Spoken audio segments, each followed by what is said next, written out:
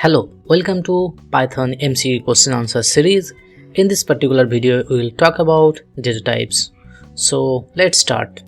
So this is our first question. What will be the data type of y after the following statements if the input entered is 60? Here you can see that we have a x variable. We are taking value from user and user will enter 60. This value passed in a function int. So what will be the output? Option A float, option B string, option C list, option D integer. Here the correct answer will be option D integer.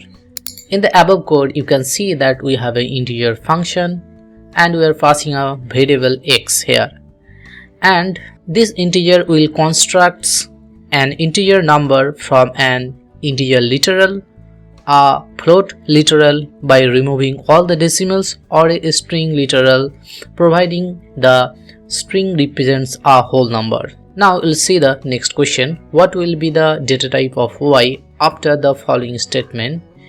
Here we have a variable x equal to 71 and we are passing x variable inside this float method, and what this float method will construct.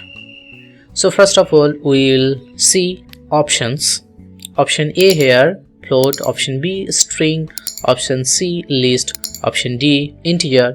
Correct answer will be option A because this will construct a float number from integer literal or a float literal or a string literal, providing the string represents a float or an integer. Now we'll see the next question. What will be the data type of y after the following statement? Here we are using str. Option A here float, option B string, option C list, option D integer. Correct answer will be option B, that is the string, and this will construct a string from a wide variety of data type including strings, integer literal, float literals, etc. Now I'll go to the next question.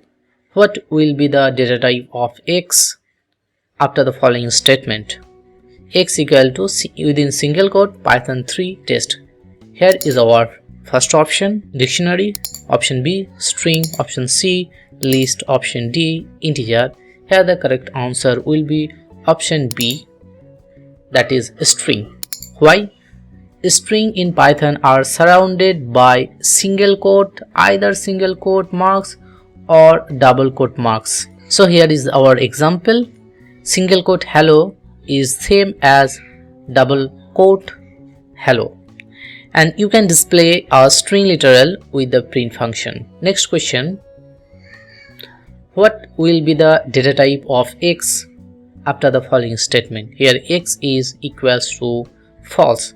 Option A is dictionary, option B string, option C list, option D boolean. Here the correct answer will be option D, that is boolean.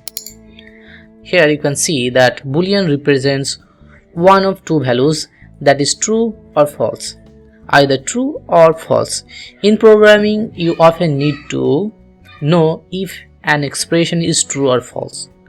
When you compare two values, the expression is evaluated and Python returns the boolean answer, that is it is true or not, or it is true or it is false. Now we will go to the next question. Which of the following function can be used to find data type of a variable? Option A data, option B type, option C true, option D string. Here the correct answer will be option B, that is type. The type function returns the type of the specified object. Now we will see one example and this will clear how the type function actually works.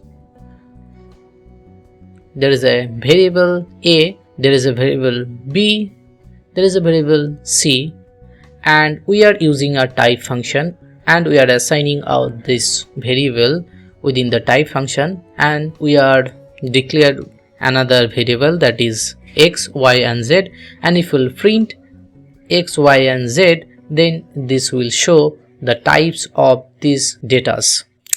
So if you'll run, you'll be able to see that This A will be of type tuple, B will be of type string str, and C will be an integer.